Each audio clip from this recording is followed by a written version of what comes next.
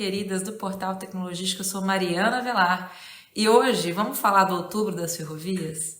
Após algumas movimentações relevantes no mercado, com decisões importantes do TCU sobre repactuação, possibilidade de uso de conta vinculada para os investimentos cruzados, ainda pendente de uma decisão final, e decisões também importantes no STF no âmbito do projeto da Ferrogrão, ainda a ver qual vai ser a posição final do tribunal, a gente tem um movimento muito importante na NTT com a realização da reunião participativa 10 de 2025, que vai abrir ali uma possibilidade de rediscussão, consolidação, aprimoramento do marco regulatório das ferrovias, algo que a gente tinha que fazer há algum tempo, né, desde 2021, com a nova lei. Vamos falar aqui dos principais pontos em discussão atualmente, então.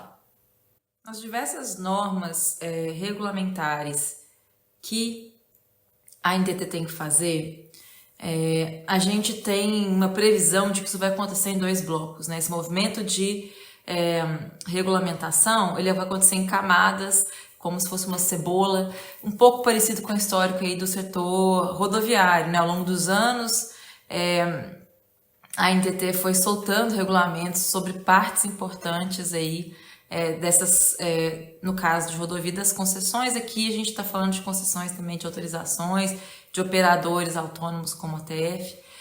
A previsão é que a gente tenha, dentro do guarda-chuva chamado Condições Gerais de Transporte Ferroviário, um regulamento das outorgas ferroviárias e outro para os serviços de segurança ferroviária. A gente começa por essa segunda parte. O que está nessa consulta participativa, então, tem relação com essa segunda parte.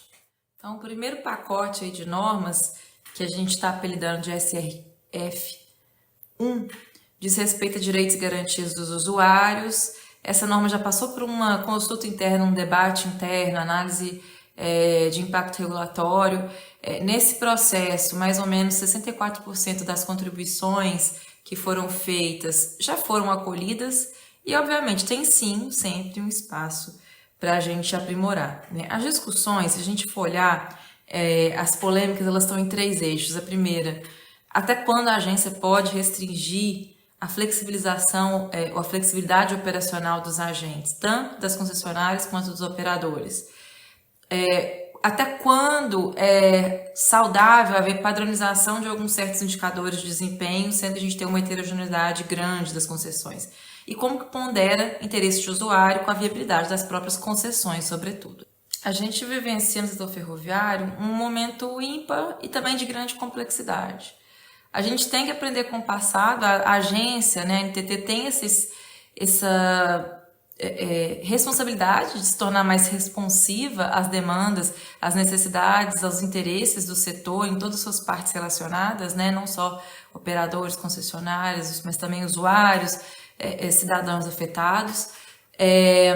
Mas considerando a peculiaridade desse setor, que é um setor que é, em sua grande maioria, B2B.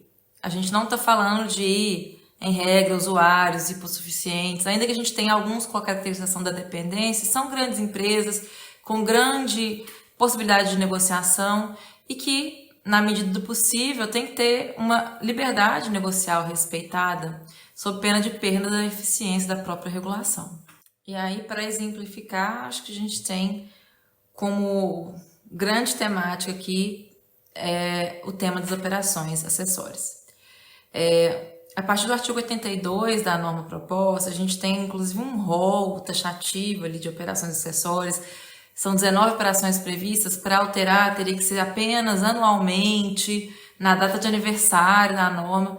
É extremamente realista quando a gente pensa na dinamicidade do setor e que muitas vezes as operações elas acontecem devido à complexidade da operação, que é uma demanda de usuários. Então, assim, não é só que a concessionária pode ficar penalizada na sustentabilidade dos seus negócios, mas no próprio bom atendimento dos usuários. Esses pontos ainda merecem muito uma melhor reflexão, uma reflexão mais profunda, e a gente está vendo que esses debates aí vão avançar na agência.